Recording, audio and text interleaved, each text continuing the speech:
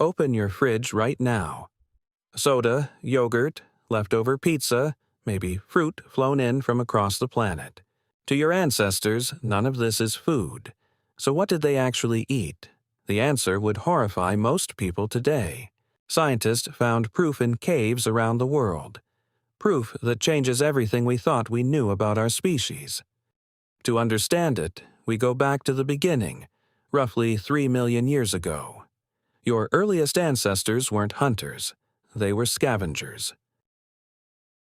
When a lion killed an antelope on the savanna, it ate the best parts first. Then the hyenas came in for the rest, and they crunched through the ribs, the skin, and the smaller bones. By the time our ancestors arrived, only thick leg bones remained, too tough for hyena jaws. This is what they ate. Their signature meal was bone marrow. Early humans smashed open thick leg bones from stripped carcasses using sharp stone tools. Inside was marrow, gray, slick, dripping fat. They scooped it out with their fingers and ate it raw. For our ancestors, this was a feast. Marrow sealed inside thick bones no other scavenger could break open. Hands that could grip a rock hard enough to break them open. They ate the brains too. A cracked skull holds almost a pound of solid fat, the most calorie-dense food on the animal. For an ancestor living on scraps, a skull was a jackpot. That's why your body still treats fat like treasure. We also ate insects, termites, grubs, beetles, larvae the size of your thumb. They were dinner. This was life for over 1 million years, generation after generation. What came later is worse than you'd imagine. First, fire. The oldest human fire we've ever found is inside Wonderwork Cave in South Africa. It's about 1 million years old. Once we had fire, we had cooking, meat roasted on coals, roots buried in hot ashes. Cooking is predigestion. Raw meat and plants force your gut to do hours of chemical work to break them down. Cooked food is already partly broken down. Your body spends less energy digesting it and pulls more calories from every bite. Scientists believe that as our ancestors started cooking, their guts shrank, freeing huge amounts of energy for the brain. It's only 2% of your body weight but burns 20% of your calories. You can't run it on raw leaves and termites. You need cooked, fat-rich food. Cooking gave us our brains, and our brains gave us everything else. By 300,000 years ago, ancestors looked much like you today, eating almost anything they could catch, dig up, or reach. Mammoth, bison, horse, fish, nuts, eggs, and honey, especially honey. The Hadza, a hunter-gatherer tribe in Tanzania, still eat the way humans ate before farming existed. About 15% of their calories come from wild honey. They climb dangerous trees, get stung hundreds of times, and keep going. Nothing else packs that many calories into one bite. That same craving is still alive in you: sugar. Your brain is wired for it, and once gave your body 2 things at once. That same craving is still alive in you: sugar. Your brain is wired for it, and once gave your body 2 things at once. A dripping honeycomb was the richest meal most of your ancestors ever laid eyes on.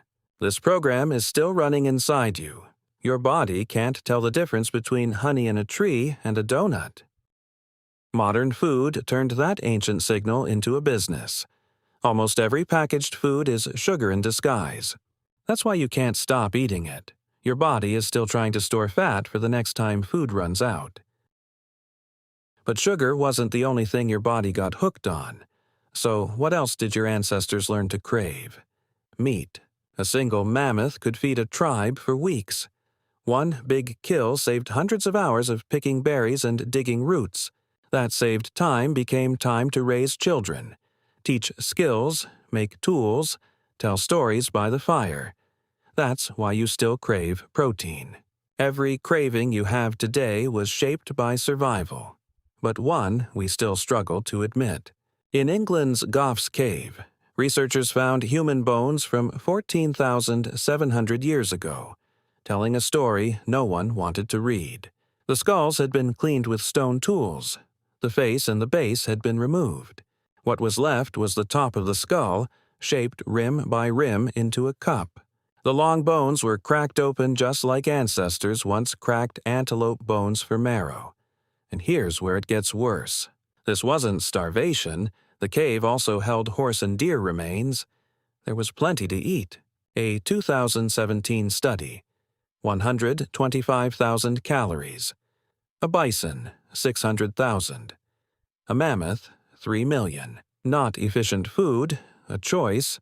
One forearm bone at Guff's cave was carved with a zigzag pattern. This was a ritual.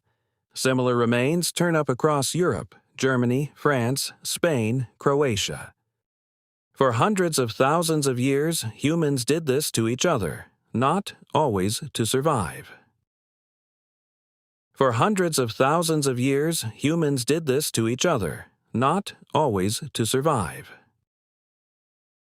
When a hunter killed an animal, they couldn't eat the whole thing at once. They buried it or hid it in streams for weeks. It came back crawling with maggots.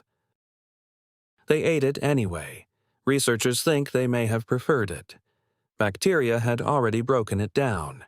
Easier to chew, easier to absorb, bacteria even produce vitamins your body needs. Every fermented food you love is controlled rot. Cheese, yogurt, sourdough, beer, wine, pickles.